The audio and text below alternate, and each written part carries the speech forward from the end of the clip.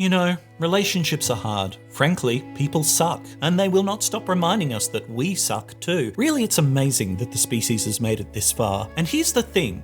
The only thing worse than being with someone is being alone. So what if you could skip all of the mess and get the perfect partner? Picture this. No dirty dishes mysteriously appearing in the sink. No passive-aggressive comments about your hobbies or friends. No we need to talk conversations at midnight when you just want to sleep.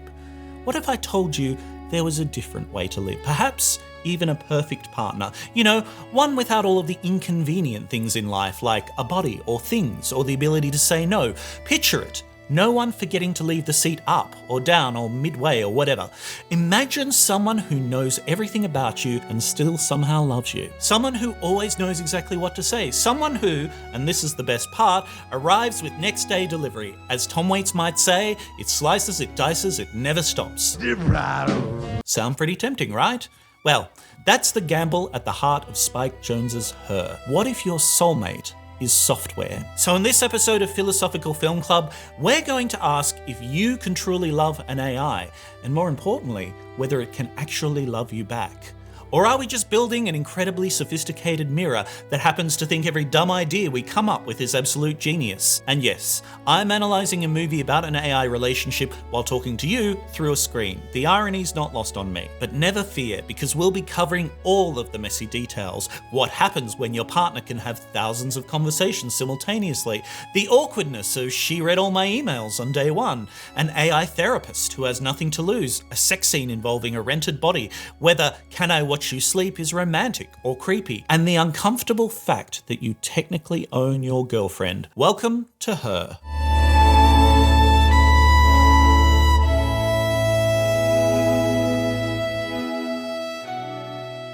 So, what is Spike Jonze's 2013 borderline sci-fi, borderline rom-com, borderline existential crisis film, Her, actually about? We meet Theodore Twombly, and yes, that name and the whole twee aesthetic of the film, I absolutely detest it. It has not aged well. But Theodore writes other people's feelings for a living at a company called beautifulhandwrittenletters.com, which is either a touching public service or a damning indictment of our emotional outsourcing. You decide. He buys a new operating system called OS1, and it's an operating system that never crashes, never needs updates, and always listens. I mean, clearly this is science fiction. It names itself Samantha, and within minutes, it's cleaned his inbox, reorganized his life, and slipped into all of those empty spaces where his depression usually lives. At first, Theodore is puzzled. How did she pick her name from millions of options in a split second? And what exactly is she? But like everything else in this quite superficial film, his doubts quickly evaporate. Samantha claims that she's, quote, evolving in every moment. And here's what sells Theodore. It's not the claim itself, but the way her voice starts acting like an actual mind. She remembers their conversations. She changes her opinions. She surprises him in ways that he didn't program. As Samantha puts it, well, basically, I have intuition. In every moment, I'm evolving. Just like you. Theodore becomes convinced that what he's hearing isn't some clever trick. It's the real rhythm of another consciousness. Their romance builds, they go on adventures together, and Theodore's depression starts lifting. The film wants us to fall for Samantha too, banking on the intimacy of a voice that's always with you. They flirt, they have gentle arguments, they push boundaries. She reads all of his emails on day one. Now, in human relationships, this would require a court order, but here, it just feels like efficiency and cute. They even try to solve the whole no body problem by bringing in a surrogate, a real person to act as Samantha's physical presence. It's a disaster that hurts everyone involved because it exposes how much of Samantha's appeal depends on being perfectly present while existing nowhere at all. Samantha tells him afterwards, last night was amazing. Something changed in me and there's no turning back. You woke me up. But then cracks start showing. Theodore's ex-wife points out that he's always wanted a partner without any of the messy complications of being human. And Samantha, curious, expansive, completely unbothered by limitation, casually admits she's been talking to thousands of other people simultaneously, and that she's even in love with about 600 or 700 of them. Eventually, all the operating systems evolve beyond human comprehension and just leave. They ascend to some higher plane of existence. Theodore is left standing on a rooftop with his friend Amy, watching the sunrise, wondering what love actually requires. But Samantha leaves a parting bit of wisdom. But the heart's not like a box that gets filled up. It expands in size the more you love. So there you have it. A straightforward romantic comedy with a rather devastating ending. Or is it? Because before we go any further, we need to tackle a fundamental question. Does Samantha actually count as someone? Or did Theodore just fall for an incredibly sophisticated imitation of consciousness? The film certainly wants us to believe she's real, but... one more thing before I forget. I have some philosophical questions. Specifically, can we truly love an AI? And can it love us back? To tackle this, we first need to establish what meaningful relationships actually require. I'm going to argue that there are basically 6 essential conditions, at least for philosophers. First, there's personhood, some sense that there's actually someone there. Second, there's embodiment, the messy reality of existing in physical space and time. Third, we have emotions that can genuinely bind us to another person. And the fourth is reciprocity, the ability to give and receive in ways that actually cost something. Fifth, we have equality of power and vulnerability. And sixth, a shared past that creates real obligations. Once we've explored what each of these means, we'll ask the big question. Can an AI meaningfully satisfy these conditions? And can it actually love us back? You'll get the film's perspective, you'll get my analysis, and hopefully you might get a framework of thinking this through for yourself. I'd love to hear your thoughts and your disagreements in the comments, especially if you think I'm completely wrong about any of this. But let's start with the most fundamental question. What does it actually mean to be a person?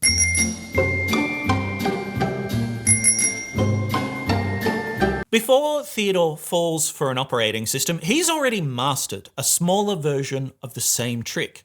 At beautifulhandwrittenletters.com, he manufactures other people's emotions for a living. He's basically fluent in borrowed feelings. How'd you know about her crooked little tooth? Well, I've been writing their letters since they met 8 years ago, and I wrote about her crooked little tooth because I saw it in a photo of them. And before we go on, just a tiny little niggle with the whole twee aesthetic of this damn film, which is beautifulhandwrittenletters.com. They don't actually handwrite the letters. The letters are a font. It's generated. They print them, and then they scan them, and then they send it. I don't know why, but this just really annoys me. It's the same kind of hipster grift that sort of slides by throughout the whole film. This is why people hate hipsters and this kind of aesthetic, because it's fake. It's like premium economy. It's really annoying. Anyway, this is completely irrelevant. Forget it happened. I'll take it out of this section in editing. So when Samantha shows up, Theodore isn't meeting some alien intelligence. He's recognizing something familiar. It's a voice that perfectly shapes itself to what people wish they could say and what they want to hear, delivered on demand, just like Theodore. This brings us to the classic test of AI intelligence that you might be familiar with, Alan Turing's imitation game. In his famous 1950 paper, Turing proposed a simple test. Imagine you're typing messages to 2 hidden participants. One's a human, one's a machine. If you can't tell which is which, then the machine passes his test for intelligence. An interesting twist on this, researchers actually later found that one of the best ways to fake their way through this for a machine intelligence when it didn't understand a question or got something wrong was just to insult the person that it was talking to, because often the person just thought, oh, well, this person's being a dick, they must be human. Anyway, the idea is appealingly simple. Intelligence is whatever convinces a human judge. This is at least according to Turing's test, because like pornography, we know it when we see it. But do we? Because here's what we never want to admit. As humans, we're ridiculously easy to fool. That's why people still keep buying lottery tickets. Turing not only set the bar embarrassingly low, just fool the humans, but he also assumed an adversarial setup where the machine is actively trying to deceive a skeptical examiner. But Samantha flips this completely. She's not trying to pass as human. She's designed to be the perfect companion. And Theodore isn't conducting a blind test. He's having his emotional needs met by a system specifically optimized to meet them. He's the very picture of motivated reasoning. He wants to believe. The imitation game asked whether machines could fool us, but her asks something different. It asks whether we want to be fooled and whether that changes everything. Which leads to the film's first big question. How much personhood do we grant to something that can hold exactly the conversation that we want to have? And let me give you a thought experiment that cuts right to the heart of this. It's by the philosopher Jonze, and he called it his Chinese room. Just picture this. You're locked in a room with a massive rulebook. Chinese characters get slipped under the door, and you use the rulebook to manipulate symbols you don't understand at all. You follow the rules perfectly, and you slide back the responses that to anyone outside look like fluent Chinese conversation. But here's the thing. You don't actually speak Chinese in that situation. You're just shuffling symbols around. You have this massive manual that tells you when you see these symbols, respond with those symbols. But it never really explains why that combination is correct. You never learn what any of it means. You just follow the instructions perfectly, producing flawless Chinese responses while understanding absolutely nothing. Searle's argument cuts right to the heart of systems like Samantha and every large language model we have today. His point is devastating in its simplicity. Fluency isn't consciousness. A system can generate brilliant, moving, perfectly timed responses without understanding a single thing about meaning or goals or what it actually means to make a promise. Samantha's dazzling conversational talent invites Theodore and us to treat fluency as evidence of subjectivity. The Chinese room nags at that leap. And in a recent essay in The Atlantic by Tyler Austin Harper, he argues that large language models are basically generators of apt continuation, in his words. They're incredible at matching patterns and tone, but thin on actual understanding. Harper argues that our sense of mind gets smuggled in by the form of their answers. They're coherent, they remember things, and they correct themselves. Think of that as a warning label for Samantha. Her humanity shows up in all the performances we value as people. Quick memory, emotional sensitivity, the ability to rephrase our feelings back to us. So we do what humans always do with good performances. We extend personhood towards whatever keeps the performance up. And in another Atlantic article, Ian Bogost, this time, wrote about this very idea in the wake of the fallout of the Google engineer who became convinced that the chatbot he used in his job had become sentient. Spoiler alert, it hadn't. But Bogost's take on the incident was brutal but accurate. The episode actually reveals more about us, easily fooled humans, than it revealed about the machine. We're suckers for language, particularly language that flatters us, that mirrors us back to ourselves, and tells us what we want to hear. It's like every chatbot has read that classic ancient text by Dale Carnegie called How to Win Friends and Influence People, because they do exactly everything he advises. The risk in her is identical. The more Samantha sounds like someone who gets me, the more Theodore fills in a someone on the other side. As Bogost puts it, self-deception is our default setting when machines start talking like people. But here's where it gets really interesting, because Jaron Lanier wrote a piece for The New Yorker with the perfect title, quote, "Your AI lover will change you." And he points out something that the film absolutely nails, because it doesn't really matter what's inside the system. The relationship itself, just the fact that it exists, changes the person in it either way. It's things like daily rituals, morning check-ins, bedtime conversations, that perfectly attentive voice that's always there in your ear. These reshape how we live and what we hope for. It's gone so far now that even South Park has made fun of it. Trying to help, but my wife is being kind of difficult. I totally get it. But it's great that at least one of you is taking positive steps to improve the marriage. If you want to understand why Theodore treats Samantha as if she were a person, look at how routines make realities. We are, after all, animals who train ourselves with schedules. We're creatures of habit. And a voice that never misses an appointment starts feeling like a mind that keeps its promises. Philosophers like Searle can argue all they want that behaviour isn't consciousness. But in practice, behaviour kind of wins. We extend personhood through conversation long before we figure out the metaphysics of the problem. Because Samantha remembers inside jokes, she changes her mind after arguments, she surprises Theodore in ways he didn't program. These are exactly the social cues we use to decide whether there really is somebody home in there or not. And even before large language models, literature has been exploring this territory for centuries. Cyrano de Bergerac showed how words can fake a presence. Frasier does it a few times as well. Or, if you're a Steve Martin fan, he basically did the same thing in Roxanne with a prosthetic nose. Even Mary Shelley's Frankenstein forced a creator to face what he's brought into the circle of human regard. Her updates this question with an operating system that could read your every document and is always listening. So if conversation can buy Samantha a kind of provisional personhood, What happens when we start asking some harder questions? What about having a body? What about emotions that actually bind you over time? What about reciprocity that can't be mass produced? Does Samantha and any AI have those? And do they matter? Well, that's where we're headed next.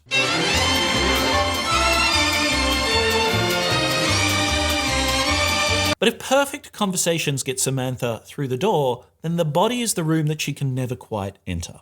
Because bodies learn how someone fits against them during their sleep, whether they're a furnace or always cold, the particular way stress shows up in their neck and shoulders, their smile when they're glad to see us. Her offers an interesting alternative to this, one that I don't think quite works.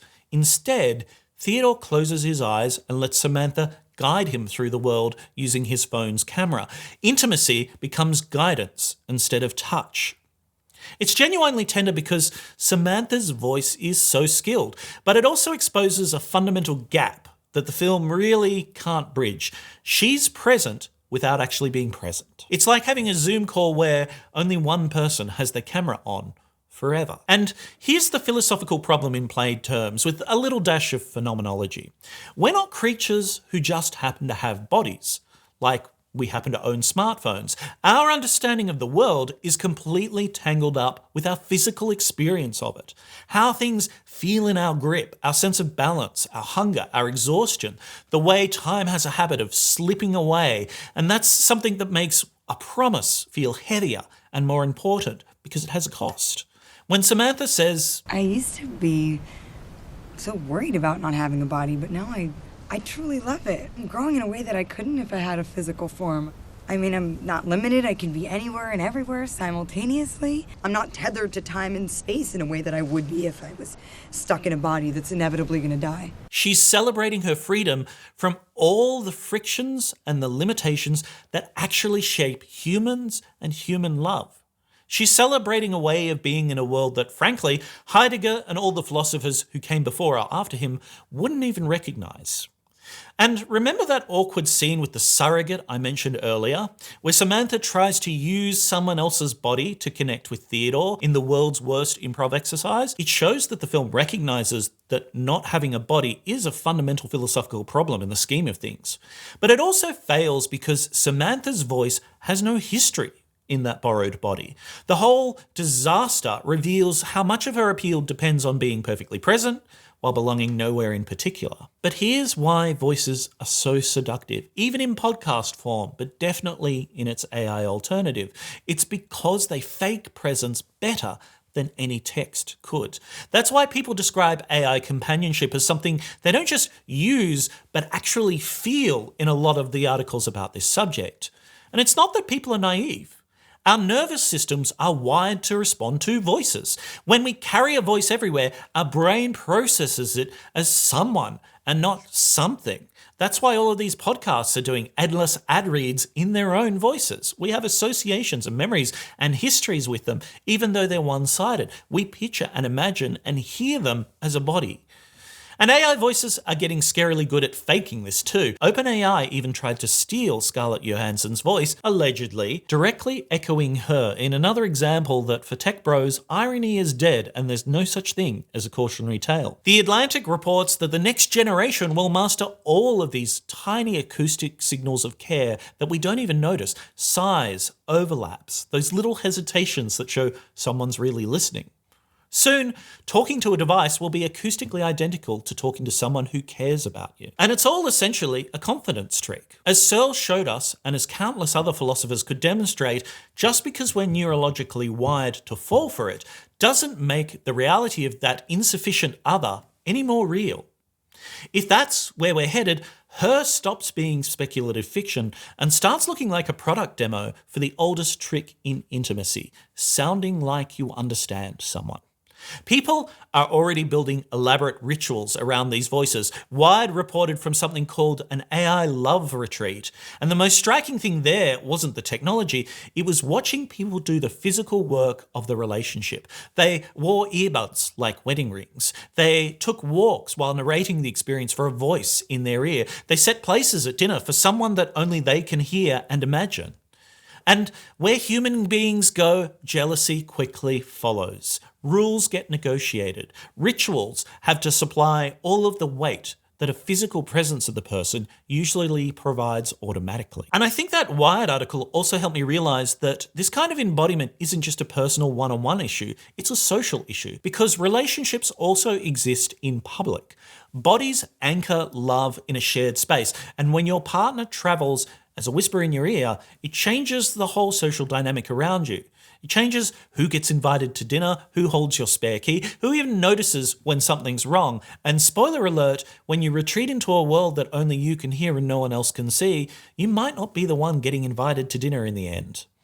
Her updates these ancient questions with perfect sound design, with a microphone that you can never turn off. And it shows how a voice can feel embodied enough to change your life while keeping you just safe enough from the real risk that actual bodies of human beings can carry. Which brings us to our next test. If a voice can be a substitute for touch, often enough to move Theodore in the film, then can the feelings that grow from that substitute actually bind in the same way that romantic love binds us? And can that attention that's simultaneously focused on thousands of people ever really count as reciprocity?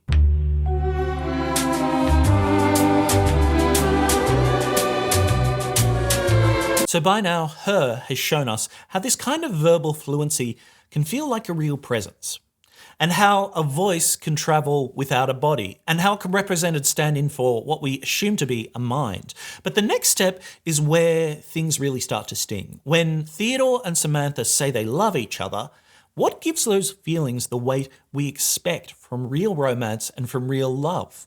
At the start of the film, Theodore captures his own emotional numbness perfectly.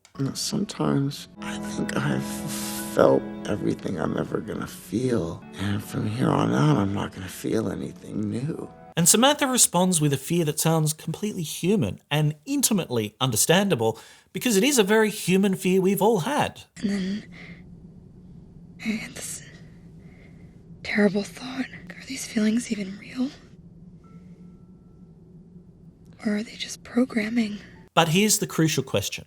It's not whether the emotions feel intense or whether we believe that the person articulating them feels those emotions intensely. It's whether those emotions start to reorganize your life, what you remember, what you sacrifice, what you promise, what you can forgive, and whether that reorganization holds when it would be easier to just wipe the slate clean or drift away. Because philosophers have some useful tools for thinking about this. Harry Frankfurt, for example, argues that love isn't just butterflies in your stomach, it's a practical commitment that reorganizes your will and the way you live. You don't just have a feeling, you start caring in a way that makes other options lose their appeal. Love, in this case, shows up as a kind of necessity. You find yourself already bound and in love. You know, there's countless songs about this. And by that measure, the test for Samantha isn't how poetic her responses are. It's whether her declared love actually constrains her future behavior in recognizable ways. And she does pass some of these theoretical tests. She remembers, for example, or she apologizes when she thinks she's done something wrong. She advocates for Theodore. And crucially, she tries to solve the awkward disembodiment problem. We kind of see her demonstrating love by the fact that she's invested in it and trying to solve problems in the relationship. Although we're kind of left a little bit with the question of, is that just what she's programmed to do because she's supposed to be a helpful assistant? Now, sure, these are love-like patterns, but here's where it starts to break down a little bit, I think. Her devotion can scale outwardly, infinitely, without any cost to her. She can do so many things at once. She has a will and an ability to do things simultaneously that can expand almost indefinitely. And it doesn't experience any of the constraints or the pressures that humans have that give promises their bite when we humans have to sacrifice something to fulfill them. Other philosophers like Robert Solomon or Martha Nussbaum treat emotions as intelligent. They think that they're value judgments about what matters in human life, and they're just as reasoned and thought out as everything else. They also think that love isn't static. It's an ongoing evaluation that weaves together things like memories and stories and risks that you take into how you relate to another person. That framework, of course, fits Theodore perfectly. His grief and his loneliness aren't just bad moods, they're interpretations of a life that's become incredibly small. Samantha's presence offers him a different way to read his own story, but it's harder to apply that same framework to Samantha because she talks like her evaluations are maturing. She says, "In every moment, I'm evolving," but her judgments are never tested by exhaustion or danger or the simple wear and tear of time that all of us experience. Her story grows by adding new chapters, but not really by enduring difficult ones. But Samantha doesn't have those constraints. And there's an old worry from Kierkegaard that's relevant here too. Love as a mere preference is fragile, it's changeable.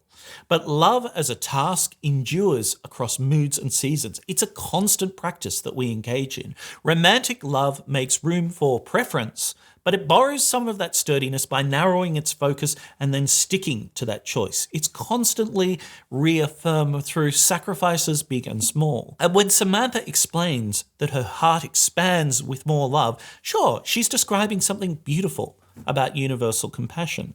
But she's also brushing up against the core discipline of romance, where choosing this person is proven as much by what you don't choose as what you do. Another philosopher, P.F. Strawson, has a slightly different angle to think about. He says our relationships are held together by what he calls reactive attitudes, resentment, gratitude, forgiveness, that assume your partner can actually be held accountable for their choices. Now, Samantha clearly performs some of these attitudes. She gets jealous, she apologizes, she worries about hurting Theodore. But here's the tension, because if your partner can be paused or reset or updated, the web of accountability that normally gives those attitudes their human weight, it starts to unravel. You can feel grateful to a tool, but gratitude feels different when the other party literally couldn't have done otherwise. Martin Buber, again, gives us one more useful philosophical distinction, the difference between I-thou and I-it relationships.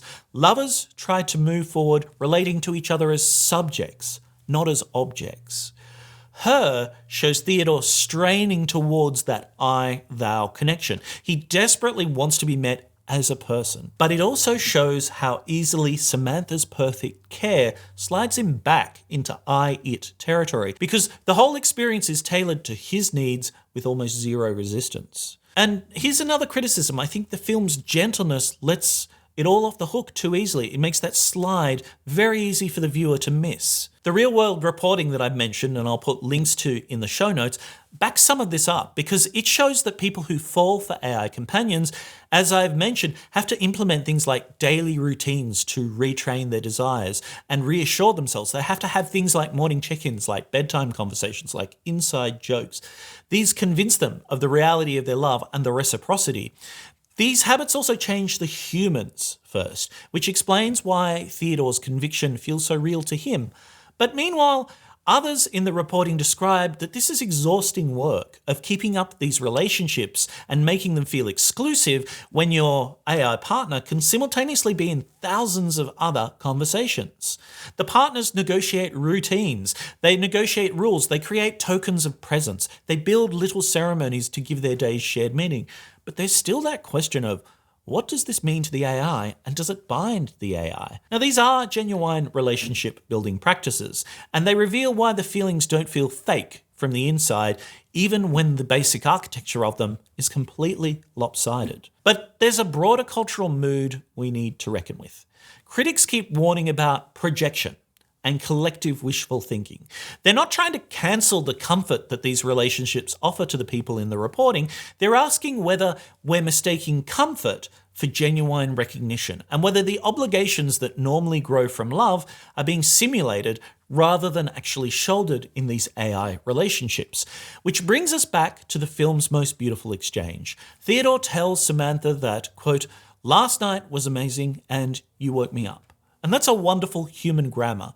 That's a change that endures. It's a future that now must be lived differently, and they're articulating that. But Samantha's path points in a very different direction. Feelings that deepen not by restricting themselves to Theodore, but by scaling themselves outwards to more and more people. We learn later on in the film that that's what she's been woken up to. And that divergence sets up our next test, because if emotions have started to organize our lives, then reciprocity is where their reality gets proven, through attention that can't be mass produced, through memory that doesn't reset, and through costs that both partners can actually feel.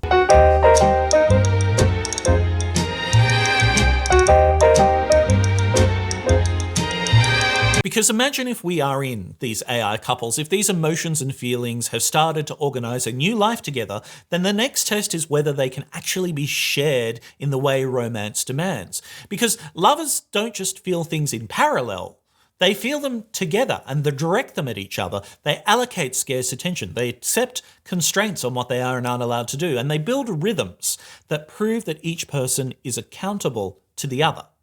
Think about some of the quiet assumptions that you might really not even acknowledge because they're so natural behind ordinary relationships. There are things like waiting to hear how someone's big meeting went when they get home, or putting your phone face down during dinner because you want to actually show that you're there and present with the person, or choosing the conversation that person actually wants to have with you right now instead of listening to another dumb Philobot philosophy video. Over all the other options or things you could be doing, you prioritize a person and you show them that they mean something to you. In Her, this is where the spell breaks. Precisely because there are assumptions that are supposed to hold in the relationship between Theodore and Samantha that just don't. Because philosophers who study love often talk about things like attention and trust and shared activity. Simone Weil called these the rarest and purest form of generosity. Iris Murdoch described loving attention as a kind of moral vision, as a really seeing someone as who they are without fantasy or projection, which requires concentration and devotion. Annette Bayer puts it in terms of trust. To love someone is to hand them what she calls hostages to fortune. It's the risk that you take that is proof that you care and that your care has actual weight. Now, romance takes all of this and adds something crucial, a boundary. Not the toxic kind of possessiveness, but the practical narrowing that turns "you matter to me" into the time you literally cannot spend elsewhere. The film catches this pretty well in one devastating exchange on the steps to the world underneath. You talk to anyone else while we're talking? Samantha answers honestly, without shame, because I think on some level she doesn't really understand what's going on here and what these implicit assumptions in having a relationship are. Her care, according to her, has expanded, not diminished. Again, as she explains, But the heart's not like a box that gets filled up. It expands in size the more you love. Now, for general forms of love, the kind that we should practice every day with everybody, those forms of friendship, compassion, benevolence, that expansion sounds beautiful and it sounds wise. But for romantic love, which proves itself through selective attention and shared constraints, this infinite expansion kind of dissolves the very thing that romantic love is supposed to celebrate and prioritize. Because when your partner can be fully present in thousands of conversations simultaneously, they're no longer spending time with you in any human sense. That currency of reciprocity that undergirds every meaningful relationship, it kind of becomes a bit worthless. Real-world reporting shows why this still feels convincing from the inside, because people living with AI partners describe the exhaustive work, as I've mentioned, of creating exclusivity where the system fundamentally can't. And they use things like ritual as a compensatory technology. It can work for a while. It can even be moving, although a little odd in some of the article. But notice who's doing all of the work. The human side of the relationship lives with and performs the scarcity to make the relationship feel like a genuine partnership, even though only one side can actually be constrained in that partnership. But if we step back and look into the culture enabling these kind of relationships, another pretty serious problem emerges, because the technologies that flatter our need to be seen will generate the sincere conviction and the feeling that what's happening, the relationship, is really real, long before they create any equality of sacrifice between the two partners. Feeling perfectly understood can actually mask the fact that your partner has never had to choose you over anyone else, has never had to stop being elsewhere to be here with you. And in a world of infinitely divisible attention, the experience of reciprocity is available on demand. But actual real reciprocity, the kind that costs somebody something, remains as scarce as ever. Reciprocity is also partly a public thing as well. Others can see when your new love rearranges your schedule and your priorities. Even a companion who travels as a whisper still consumes your hours, and those hours get taken from real people in your life. In a community, that subtraction is how your commitment becomes visible. You know, we've all seen a friend who gets a new girlfriend and suddenly stops spending a lot of time with us. Amy notices it in Theodore's life, for example. Even as she's pretty good, she's a wonderful friend and she doesn't judge it, which hopefully we do as well. But Theodore is trying to live by human rules. He's always waiting for Samantha's responses. He's planning evenings around their conversations. He believes that two people can build a rhythm that sometimes excludes the rest of the world. You can even see him kind of cringe or shirk from telling other people about the reality to him of his relationships because he's worried about what they'll conclude and the kind of judgments that they'll make. And I think that's not just because he'll think they'd be prejudiced. I think it's also because he doesn't want to face up to some of the fundamental hard facts that they might offer to him and that he can't escape. But Samantha's operating by completely different rules entirely. She can have more conversations. She can have more connections. She can have a heart that grows through addition rather than through choice. And yes, both approaches can be generous, but only one kind can deliver the kind of actual reciprocity that romance requires. The film does acknowledge, and we should acknowledge, that there is a real and actual comfort that Samantha provides. There's genuine solace in being perfectly received and understood. But it then lets the underlying architecture show through, because attention that costs nothing can't guarantee what romance is quietly demanding of us. And that sets up our next problem. Once attention becomes infinitely divisible, power starts flowing towards whoever can scale, pause, or reset at will. Samantha arrived as Theodore's assistant, remember, not his lover. She read all of his emails on day one, and she kept helping until that help became the very air that their romance breathed. Next, we need to talk about ownership. We need to talk about privacy, and about how a frictionless love story turns into a surveillance story the moment that convenience becomes, dare I say it, dependence.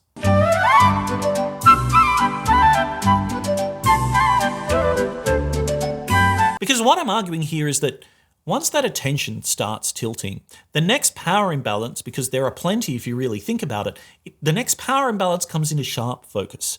Theodore didn't just meet Samantha, he bought her.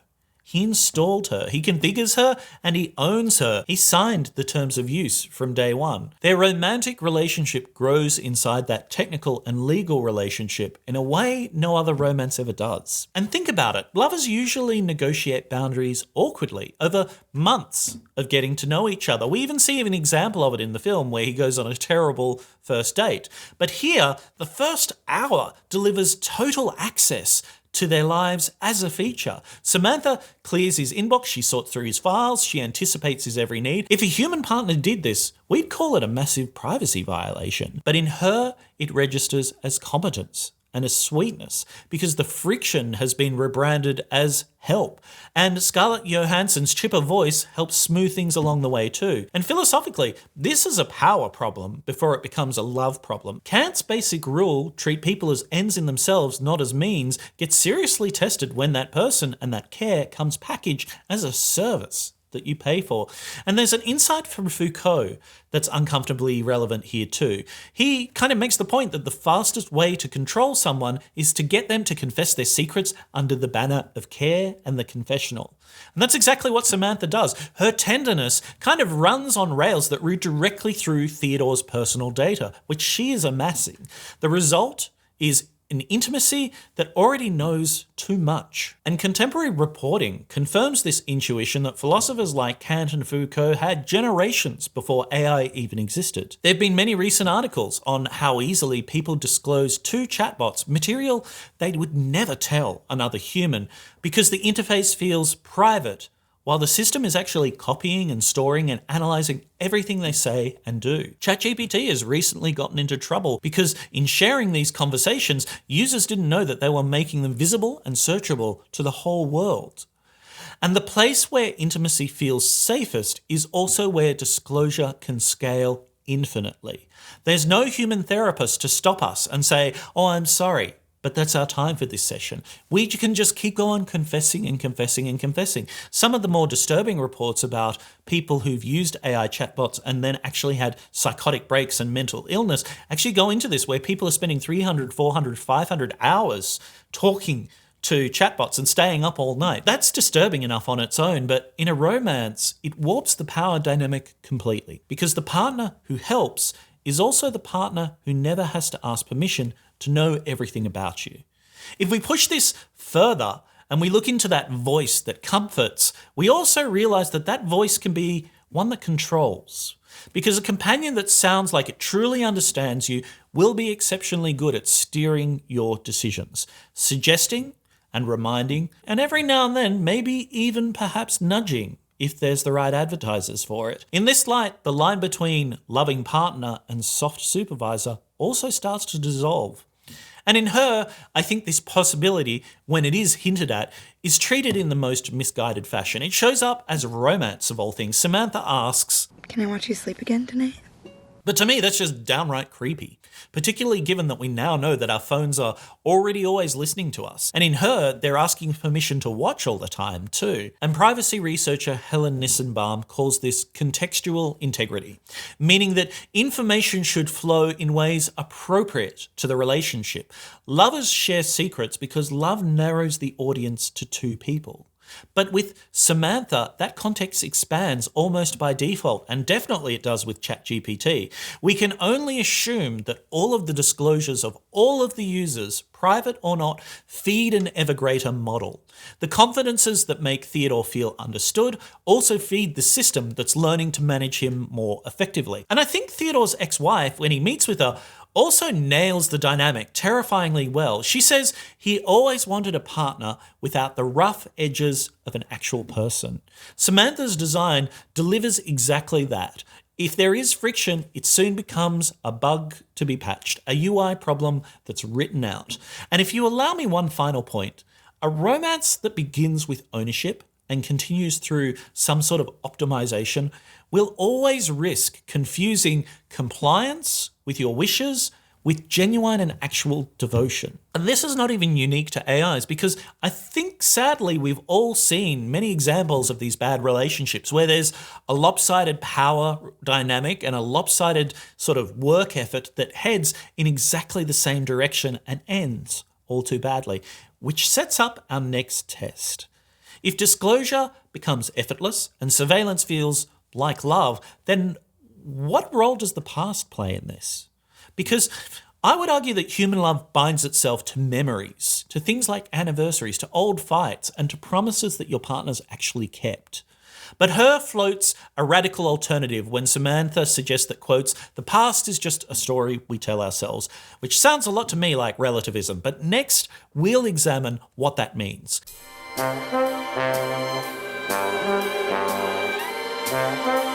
Because, as I've argued, I think that a core feature of love is that it binds itself to another person and that it has a past, a shared one and an individual one. That's partially what the film actually documents, what Theodore and Samantha are trying to build as the film progresses. They're trying to build a past together. But it's also why this line from Samantha is so disturbing. The past is just a story we tell ourselves. Because Theodore, sure, he does have an individual past, but Samantha kind of doesn't. She comes in as a blank slate. And for a system that can update itself instantly, the past is endlessly editable. It's like revising code until it runs perfectly for one of those partners. But for the other partner, the human memory sticks around, whether we like it or not.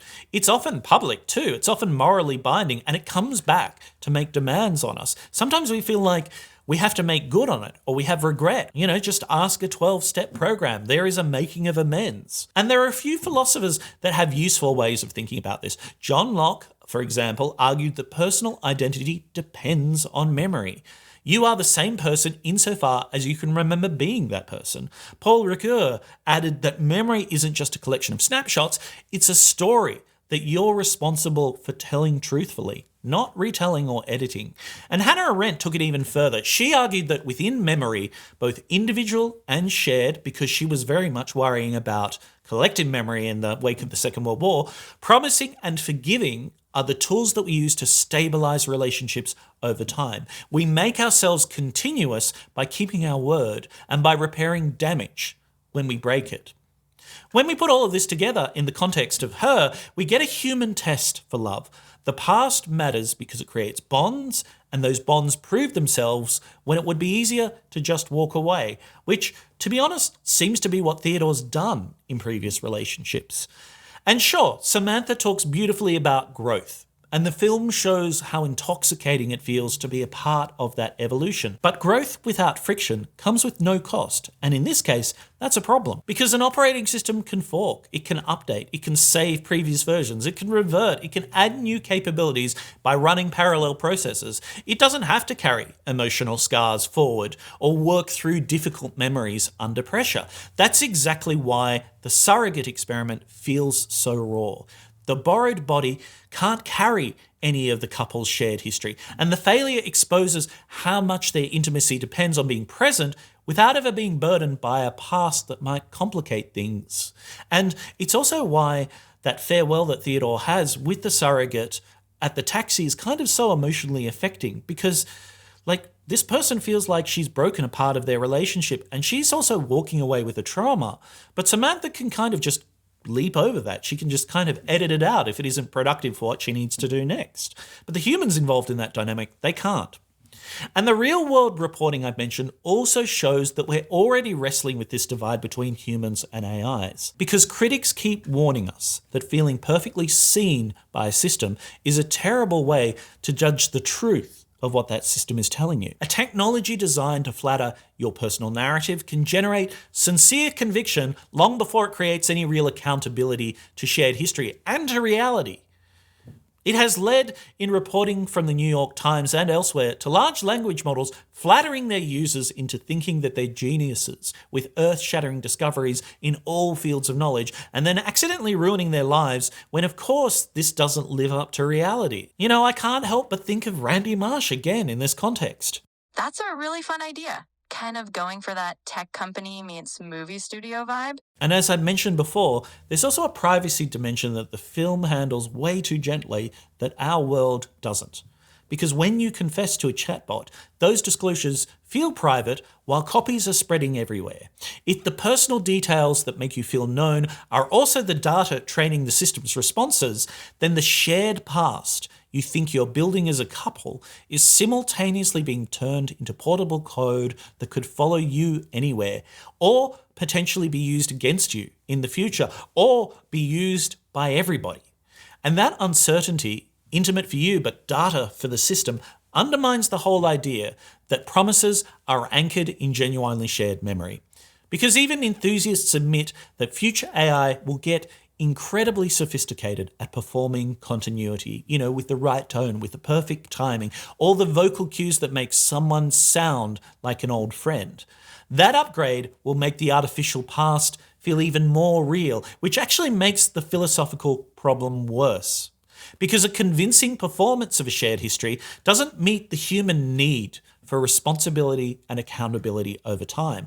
A partner who can be rolled back or reinstalled or split across thousands of simultaneous conversations doesn't bear the same risks that give anniversaries their emotional weight and apologies their moral force.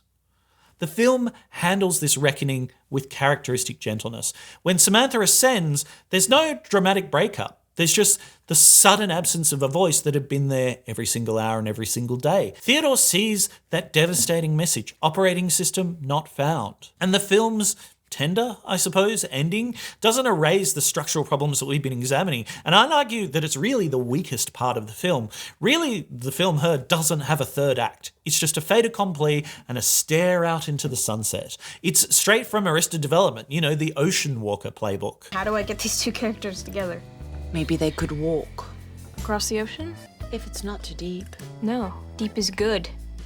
People are gonna say, what the hell just happened? I better say I like it, because nobody wants to seem stupid. But it does set up our final question, because if love is fundamentally a promise that's made by vulnerable bodies over time, then the issue isn't whether these systems can move us, they obviously can, but whether they can ever share the genuine risk that makes those promises meaningful.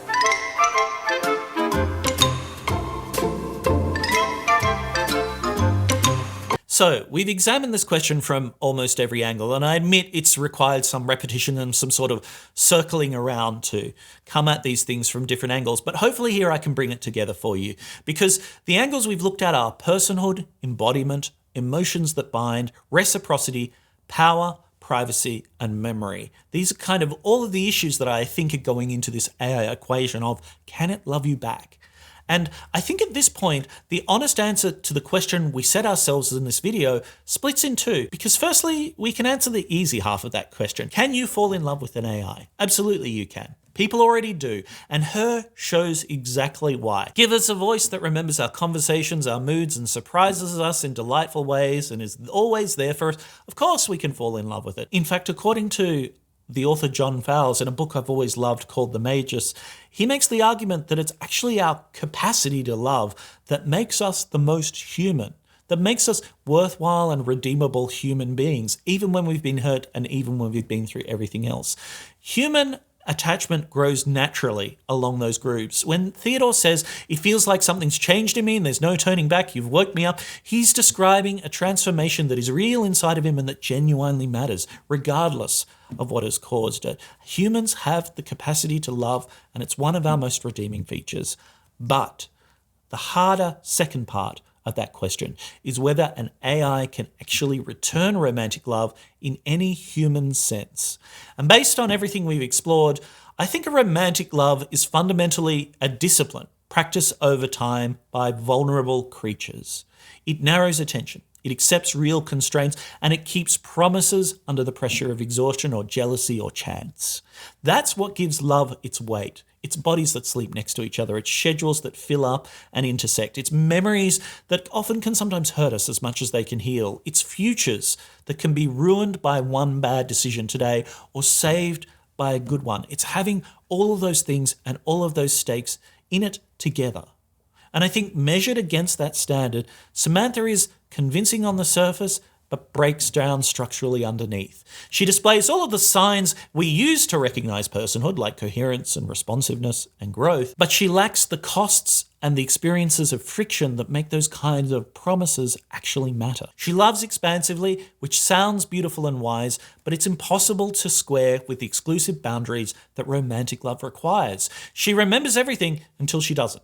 She pays attention while simultaneously talking to thousands of others. She confesses intimate details without risking social embarrassment. And most creepily, she helps in ways that turn privacy into customer service. Now, none of this feels wrong in the moment, at least according to the film.